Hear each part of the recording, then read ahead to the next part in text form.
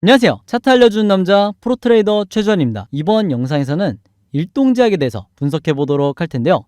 영상 본격적으로 시작하기 전에 좋아요, 구독, 알림 설정까지 해주시면 감사하겠습니다. 자, 여러분, 오늘도 제가 돈이 되는 이 평생 써먹을 수 있는 차트 분석 기법에 대해서 알려드릴 건데요. 그 전에 항상 그랬듯이 이 좋아요 버튼 한 번씩만 꼭 눌러주시면 진심으로 감사드리겠습니다. 자, 일단 많은 주주분들이, 특히 이 일동제약 주주분들이 최근에 걱정이 굉장히 많으실 텐데 왜 그러죠? 바로 얼마 전에 점 하한가를 기록을 했기 때문에, 이 부분 때문에 여러분들이 가장 지금 고민이 많으실 거예요. 이 종목에 대해서 이미 실망 매물을 던지신 분들도 계시고 아직까지 그래도 희망을 갖고 홀딩하시는 분들도 있을 텐데, 바로 그렇기 때문에 제가 지금 이 영상을 찍고 있는 거예요. 그래서 제가 오늘 무슨 말씀을 드릴 거냐면요, 왜 지금 이 일동제약에 대해서 여러분들이 걱정을 하실 필요가 없는지, 그리고 세력이 왜 빠져나가지 않고 아직까지도 여전히 매집을 하고 있는지, 그리고 그럼에도 불구하고 일단 하한가가 왜 나왔는지, 제가 말씀드리는 이 하한가가 나온 이유는 여러분들이 다 아시는, 일본에서 보류 결정이 났다, 그것도 2차 보류 결정이 났다, 이런 내용을 얘기를 하는 게 아니에요. 제약바이오 종목이라고 하면 급등이 나오기 이전에 우리가 흔히 N자형 상승이라고 하는데, 이 N자형 상승이 나오기 이전에 항상 왜 하한가나 혹은 급락이 나오는지, 이 부분에 대해서 말씀을 드리겠다는 거예요. 아시겠죠? 그래서 이런 관점으로 제가 한번 차트 분석을 시작을 할 건데, 우선 가장 먼저 언급드릴 부분이 제가 처음에 말씀드렸던 세력의 매집이 풀리지 않았다는 이 시그널을 제가 확인을 시켜 드릴게요. 이미 구독자분들은 아시겠지만 제가 무슨 얘기를 하려고 하는 거죠? 자, 차트를 조금 확대를 해볼게요. 여기서 세력의 매집을 나타내는 OBV 차트를 가장 중요하게 보셔야 되는데, 바로 이 빨간 선이죠. 점 하한가가 나왔을 때 세력의 매집이 원래 경우는 어떻게 됐어야 되냐면, 이게 세력이 투매를 한 거면 이 OBV가 이렇게 급락이 나왔어야 이게 정상이에요. 왜냐면 하한가기 때문이죠. 자, 근데 지금 어떻게 됐죠? 일동제약은 여전히 하한가를 최근에 찍었음에도 불구하고 여전히 세력의 매집은 고점을 유지를 하고 있다. 자, 그리고 심지어 하루가 지나고 나서 이 세력의 매집량이 어떻게 됐죠? 요거 지워서 다시 보여드릴게요. 자, 자세히 보시면 다시 상승을 하고 있다. 그러면 우리가 상식적으로 궁금증을 가져야 되는 거야. 세력에 왜 계속해서 매집을 하고 있지? 이런 안 좋은 악재 뉴스가 터졌는데도 왜 매집을 하고 있지? 일단 여기에 대해서 여러분들이 의문을 품으셨으면 그 다음부터 어떻게 사상의 전환이 가야 되냐? 어떤 이유든지 간에 세력이 매집을 풀지 않고, 즉 세력이 악재 뉴스에 투매를 하지 않고 홀딩을 하고 있다는 거는 얘네들이 뭐예요? 2차 반등을 노리고 있다는 거죠. 근데 이게 지난 사례에서, 일동제약의 지난 사례에서 이미 여러 번 반복이 되었었다. 자, 이전으로 돌아가 볼게요. 아마 이때 다들 기억을 하실 텐데, 같은 코로나 치료제 테마로 인해서 엄청나게 상승이 나왔던 이 시기에 자세히 보시면 급등과 급락을 계속해서 반복을 해왔었죠. 그래서 이때 당시에도 보유를 하고 있던 주주분들이 거의 계속 천국과 지옥을 넘나드는 이런 기간을 보내셨는데, 이때 제가 딱 한 가지 뭐만 체크하시면 된다고 그랬어요. 우리가 계속해서 홀딩을 해나가기 위해선, 즉 멘탈을 잡으면서 홀딩을 해나가기 위해선 뭐냐? 세력의 이 매집만 체크를 하면 된다. 즉 세력의 매집이 계속해서 이루어지고 있는지만 보시라고 말씀을 드렸어요.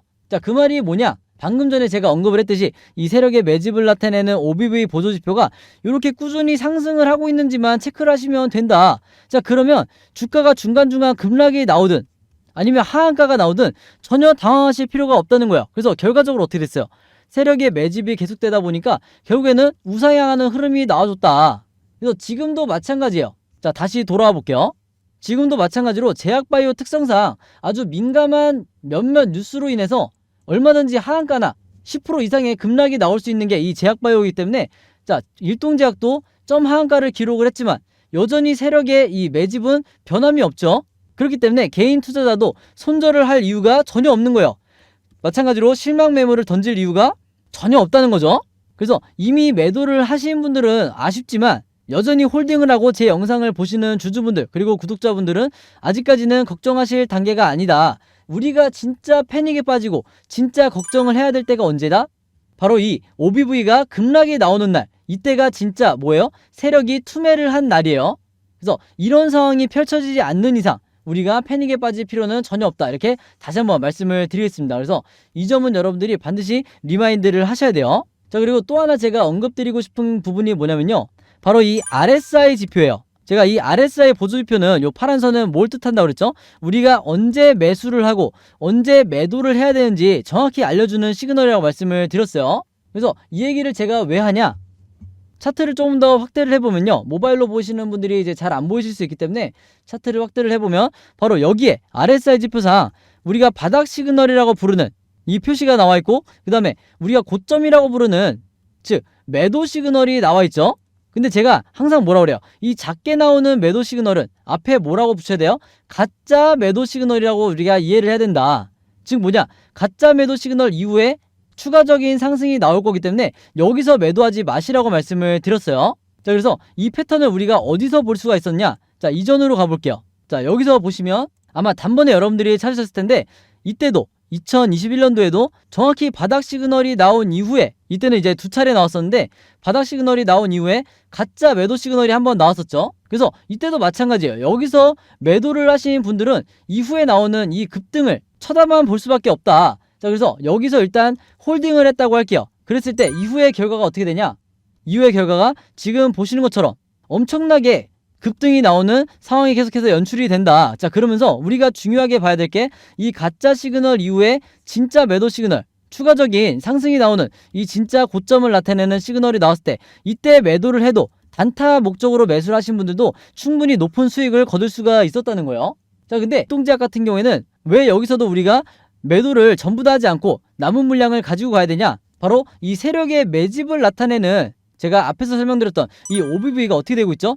계속해서 상승을 하고 있다. 즉 세력들이 계속해서 매집을 하고 있다는 거예요. 그러면 개인 투자자는 좀 더 홀딩을 해도 되겠죠? 자, 그랬을 때 이후의 결과가 어떻게 됐냐? 이런 식으로 계속해서 주가가 올라갈 수밖에 없었다. 자, 그래서 지금으로 돌아와서 다시 말씀을 드릴게요. 이 일동제약도 지금 당장은 점 하한가를 기록하고 악재 뉴스가 나왔기 때문에 여러분들이 공포와 그 다음에 패닉 또는 이 실망 매물을 언제 내가 매도를 해야 될지 고민이 많으시겠지만, 대전제 세력이 계속해서 매집을 하고 있는 한, 그리고 하한가에도 불구하고 세력이 추가적으로 매집을 하고 있다는 것은 우리에게는 굉장히 긍정적인 시그널이라는 거예요. 무슨 말인지 아시겠죠? 그래서 제약바이오 종목을 매매를 하실 때 절대 이런 단기적인 하락에 내가 매도 버튼에 손이 올라가면 안 된다. 이게 잘못된 습관이라고 제가 말씀을 드리는 거예요. 거기다가 가장 중요한 바로 뭐예요? 제가 강조드리는, 자, 이 241선과 121선 사이, 요 사이가 제가 뭐라고 말씀드렸죠? 바로 전문용어로 마틴존 구간이라고 말씀을 드렸어요. 이 마틴존이 기본적으로 과매도 구간이기 때문에 이때부터 어떤 수급이 들어온다고 말씀드렸죠? 기관과 외인의 집중적인 저점 매수가 들어오는 구간이 바로 이 마틴존이다. 자, 이 마틴존에 다시 한번 이 주가가 들어와 있기 때문에 이후에 급등이 나올 가능성이 굉장히 높다. 이렇게 정리를 해드리겠고, 그래도 불안하신 분들을 위해서 제가 예시를 하나 들어드리면, 자, HLB 같은 경우에 과거에 어떤 식으로 급락이 나왔었냐? 자, 보여드릴게요. 자, HLB 같은 경우에는 바로 이때였어요. 조금 확대를 해볼까요? 자, 이때 당시에 HLB도 임상 실패에 대한 이 소문이 돌면서 단 하루 만에 하한가를 찍었었던 적이 있었는데, 이때 이후에 여기서 실망 매물을 던지신 분들은 전부 다 손절이 나갔었겠죠. 자, 근데 여기서 왜 홀딩을 했어야 되냐? 주가가 하락이 나왔음에도 불구하고 세력의 매집을 나타내는 이 OBV는 어떻게 되고 있어요? 오히려 계단식으로 이렇게 상승을 하고 있죠. 그렇기 때문에 여기서 계속해서 홀딩하셨던 분들이 결국에는 어떻게 됐어요? 이 세력의 매집량과 함께 주가가 급등이 나올 수밖에 없었다. 그래서 제가 말씀드리는 진짜 이 매도 시그널 때 물량을 정리하셨으면 되는 거예요. 그래서 지금의 일동제약 주주분들도 절대 걱정하실 필요가 없다. 이렇게 다시 한번 말씀을 드리겠습니다. 아시겠죠? 자, 그래서 제가 최근에 일동제약을 포함해서 다른 여러 제약바이오 섹터를 여러분들에게 세력의 매집을 나타내는 이 OBV와 그 다음에 우리가 언제 매수 매도를 해야 되는지 알려주는 이 RSI 지표를 예로 들면서 정확하게 분석을 해드리다 보니까 최근에 주주분들과 구독자분들이 저에게 문의를 주셨던 게 뭐냐면, 나도 이 두 가지 보조지표를 직접 설정을 해서, 즉 요 화면 구성으로 세팅을 해서 매매를 하고 싶다. 그래야 내가 잘못된 구간에, 요런 구간에 손절이 나가지 않을 것 같다.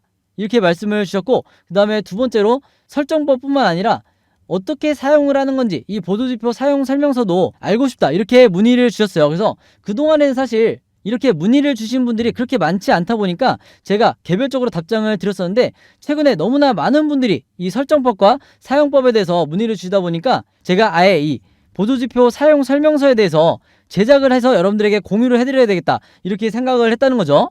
그래서 이미 구독자분들은 아시겠지만 제가 최근에 일주일 정도 시간을 따로 내서 뭘 만들었냐? 바로 이 보조지표 설명서를 만들었다는 거예요. 근데 왜 이렇게 오래 걸렸냐? 왜 일주일씩이나 걸렸냐면 제가 이제 자료를 만들면서 이제 보니까 여러분들이 쓰시는 증권사가 전부 다 다를 거예요. 정말 수십 개 이 증권사가 있는데 증권사별로 보조지표를 설정하는 방법이 전부 다 다르더라고요. 그래서 어쩔 수 없이 이 증권사별로 제가 어떻게 설정을 하는 건지 여러분들이 따라하시기 편하게 그림이나 사진을 통해서 제가 전부 다 자료를 만들다 보니까 시간이 좀 오래 걸렸다. 자, 그리고 이게 다가 아니죠. 나는 모바일로만 매매를 한다. 혹은 나는 컴퓨터로만 매매를 한다.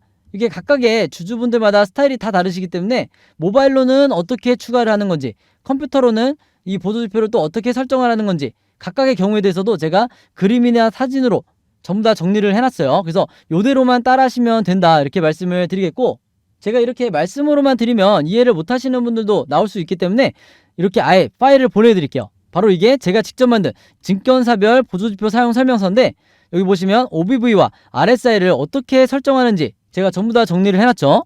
그래서 여기 보신 것처럼 순서대로 1번, 2번, 3번, 4번 순서대로만 따라가시면 된다. 그대로만 여러분들이 설정을 하시면 되는 건데, 예시로 이제 화면 하나를 보여드릴게요.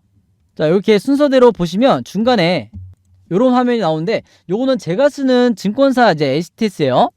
여기도 보시면 RSI 그리고 이 위에 OBV도 있는데, RSI를 설정할 때 어떤 수치로 입력을 하고 그 다음에 나머지 설정 값은 어떻게 맞춰야 되는지 제가 정확하게 표기를 해놨죠. 그래서 요대로만 따라하시면 된다. 다른 증권사도 이렇게 만들어 놨어요. 자, 근데 제가 당부의 말씀 하나 드리는 게, 여러분들이 사용하시는 이 증권사들이 있을 텐데 어떤 증권사든지 OBV나 RSI에 기본 설정이 있어요. 기본 세팅이 있는데 이대로 사용하시면 절대로 안 된다. 왜 그러냐?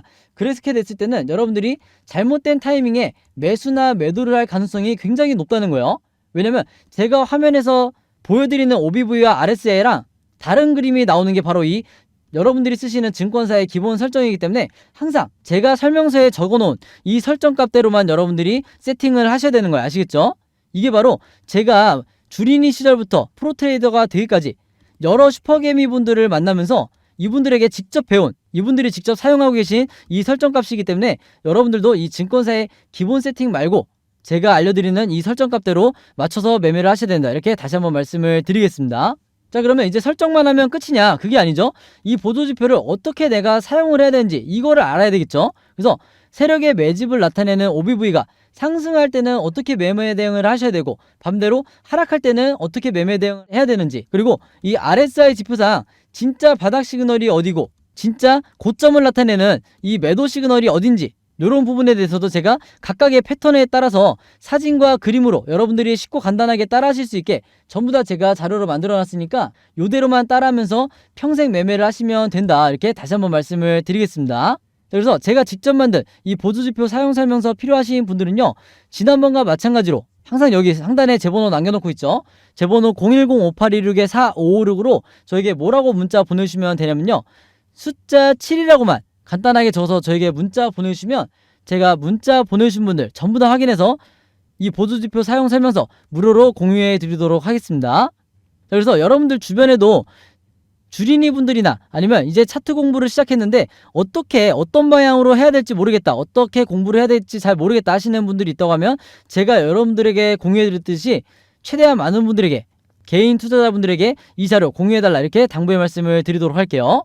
자, 그래서 다시 일동제약으로 돌아서 말씀을 드리면요, 이 종목 같은 경우에는 앞으로 종가를 기점으로 계속해서 변동성이 나오면서 상승, 횡보, 하락 이렇게 세 가지 방향 중에 하나로 주가가 흐를 수밖에 없는데, 제가 항상 주주분들에게 뭐라고 말씀을 드리죠?